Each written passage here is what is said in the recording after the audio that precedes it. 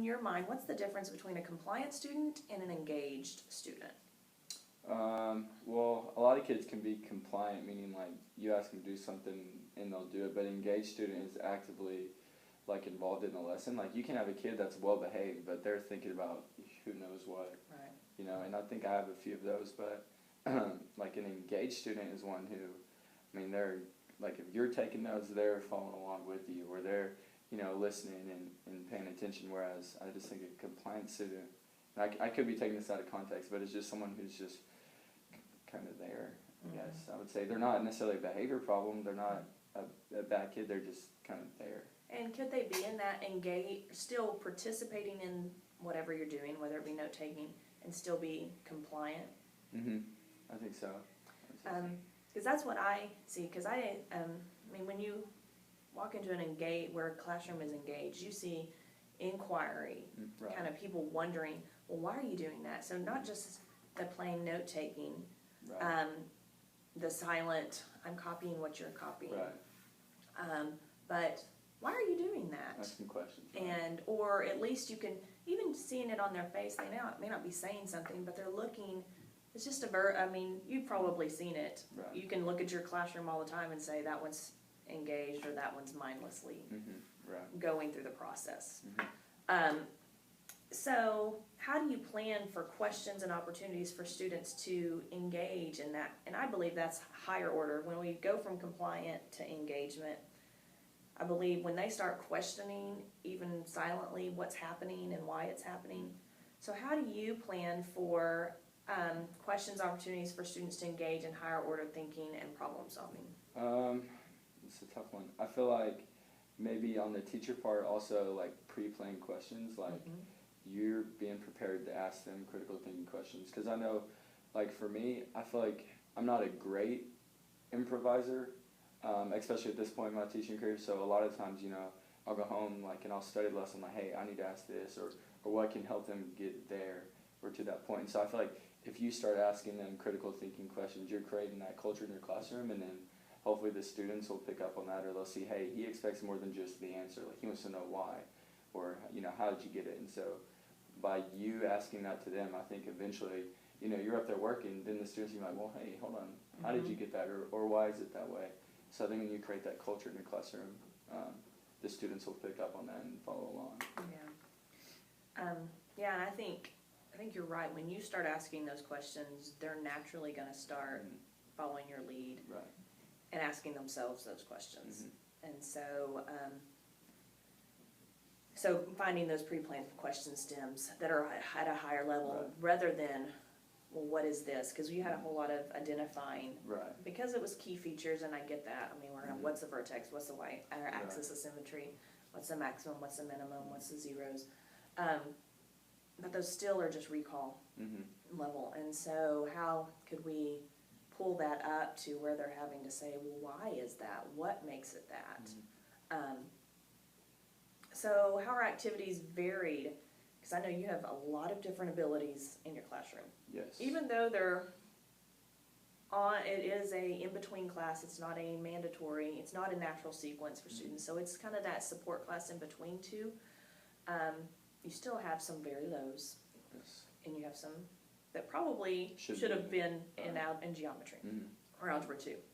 How do you vary your activities to address the different abilities? So like differentiate. I think and learning styles in your class, learning needs. Like one thing I'll do is sometimes I'll put like multiple problems on the board and I'll say, hey, you do this one and you do this one and you all do this one, because I know that, well, maybe this kid can't do that problem, but this one can, and so kind of differentiating in that I know this kid's going to be bored doing that one because it's going to be too easy for him, so let me give them maybe, you know, like some fractions or, you know, something a little more challenging to see if they can do it. Because if I just give all my kids the same problem, I've got some kids who, even with enrichment and giving them, they still have 100 in my class. I think I have 3 students that are like 100 on everything I've done. Wow. And so I've talked to another teacher about possibly getting them out in this language, but so yeah, just kind of enriching in that way. Right, because they need to be they pressed need to be brought up. And then you have some that I think we share some of those students that I don't want to get them complacent.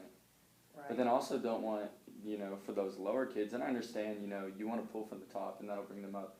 But at the same time, if I give them all, I don't want to say tough problems, but higher order problems, like those kids are going to have learned helplessness because they're like, well, I already don't know math and now you're asking me to do this. And so I definitely don't do that. I want to build confidence in those kids. Right. But at the same time, build the higher kids Yeah, up. that's a tough job, and I like the idea. I think that's I incorporate that some myself, like the A, B, C leveled questions. I don't Right. necessarily A CBA assignment or Yeah. something like that. Yeah. I've seen those before. Where The you'll- youth some. where you can say pick one, or this is where choice boards or something like that, or a menu type choice of you have a quadrant and you say, okay, you have to pick 5 off of this, and so giving them, Some options. and so you can, for those smaller or lower kids, you can say these are your 5, and why don't you go ahead and do these 5, and for those upper, here's these 5 for you. Right. Or if you have that large that worksheet of 25 and you really don't want anybody working 25 that you can find. That's a great Choose idea. some. Just that way you don't even have to do a whole lot of planning. It's something that you already have, Right. or your textbooks or things like that. But differentiating the levels, I think that's very, very smart. So getting to the engagement, because we talked about the less teacher directed, the more. How do you ensure that the activities planned are engaging and keep them focused and motivated to learn? Which motivation I know is probably questionable in that class. And on top of that, how do you engage students to take ownership of their learning? Because I do believe that if they can take some sort of ownership, the engagement level, as well as the rigor, goes up. I think one way you get them to take ownership is just hold them accountable. Like, if you say, hey, I'm checking this tomorrow, and then I better check it tomorrow, because if I don't, they're like, well, he ain't actually looking at it, and I'm not. Right. And so I think that's one way, is just hold them accountable. And then keeping it engaged, I would say, kind of mix things up in the classroom, which I think I haven't necessarily done a good job of.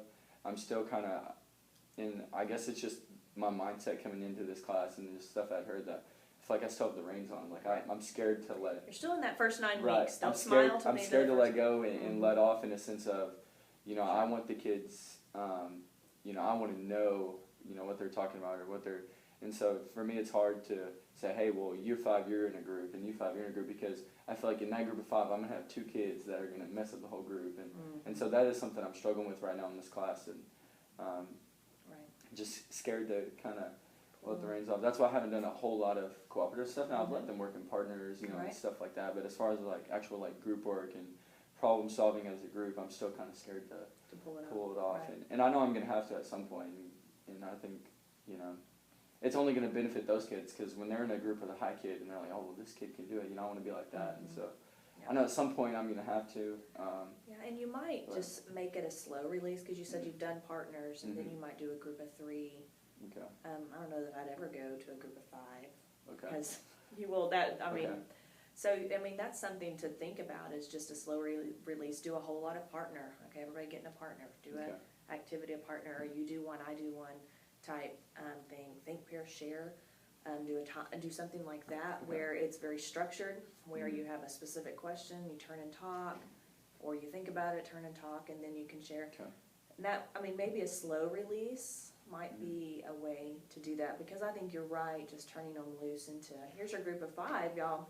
Right, have well, this person, this I person, know this one, student I think. teaching, my mentor teacher did a lot of groups of 4 and 5, and it worked well, but she also had a lot of pre-AP classes, and so those kids can, They're granted, naturally, they talk a lot, but they can stay on task. And with my kids, I'm just scared to kind of get to that point, because there's no telling.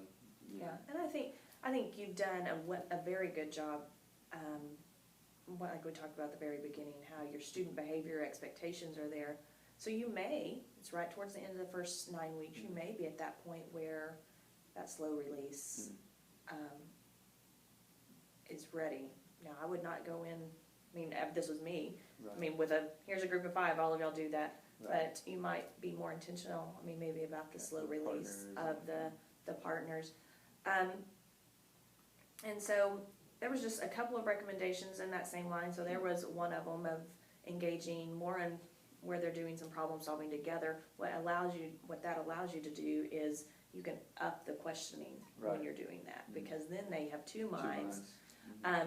So I do have some DOK, they're hanging right up over here, I didn't get them.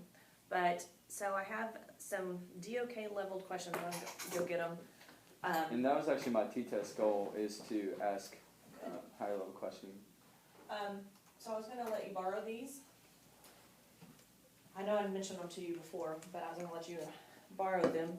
So they are, because that was another question I was gonna ask you towards the end, but we can go ahead and do it. If we could provide you any PD, what would that be? And so you said questioning is your goal. Mm-hmm. So that's where you're wanting to focus and grow on. So what these are is they're math oriented, but they all are done by DOK level. Are you familiar with DOK, Mm-hmm. depth of knowledge? So here's your level 1. So calculate, arrange, identify. So like you were at the identify. So Right. technically we were at DOK 1. So then we could go up to DOK 2. How did whatever affect your answer? So maybe like in that lesson,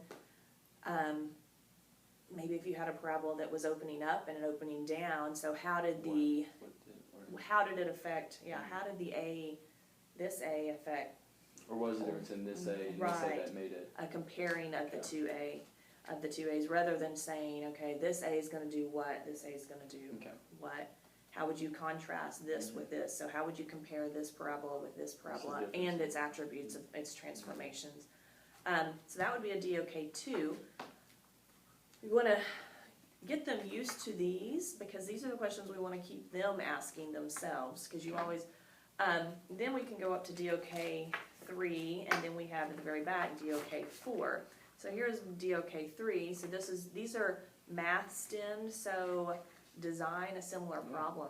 So maybe how could we have done that with transformations? Stretch this graph and then Okay. shift it up, and you pick the factor. How would you stretch it? How would you Perfect. shift it Yeah, up? you could have said, I want one doing this, this, and this. Write me what it would look like. Write me the A, B, and C. Or you write one and hand it to your partner. So, like you had written the ones on the board, and they were identifying the A, B, and Have C. them write one, have their partners say, describe the Right. transformation. Yeah, that would be, and That'd be plus good. that's your slow release of that partner work as well. That's good. Can you elaborate those type things? So, using what you know, how would you solve this differently? So is there a different way? Not necessarily gonna work with transformations, because it really is Right. one thing, but that might be something. So those are DOK 3. So then we can go up even farther, indicate why you did this instead of this. So maybe in transformations, why did we have when you flip the sign on the x minus 6, why did you do this rather than this? Having them justify their answers. Analyze process for solving. Did you choose this? Something. Did this choose the appropriate approach for solving? Comparing. So this is more the justification. They're having to justify or prove why what they did was the correct way, or one of the correct ways. So these are good. Just so when I had a student teacher, I had him always pick one from every category for the lesson. Really? Or he would, DOK 4 is sometimes hard to hit early on, but at least try to, and have those, just pulled those, so they're on loops, you just pulled them out and he would set them over to the side. And that way they're a visual glance, you can, at some point, so you're welcome to use those. I thought of an activity that was really good that I saw at camp this summer with, which I know our district has these. They're little Ozo robots. Are you familiar with the robots? But they're really cool. So you draw with markers, like a parabola or any shape. You can draw anything, but you can code them to just they follow color. So like they'll do, straight line is just black. They just travel on the black. But when they hit a red, there's a code that makes them do a spin or whatever. So like it may be red, green, blue, and whatever that sequence is, that robot knows to do something. So what the activity is the teacher would give them a parabola that they would have to draw, so they could graph it and then replicate it on a graph piece of paper. Then at the key features, they had to have like a robot had to spin at the maybe the X-intercepts. X-intercepts or the zero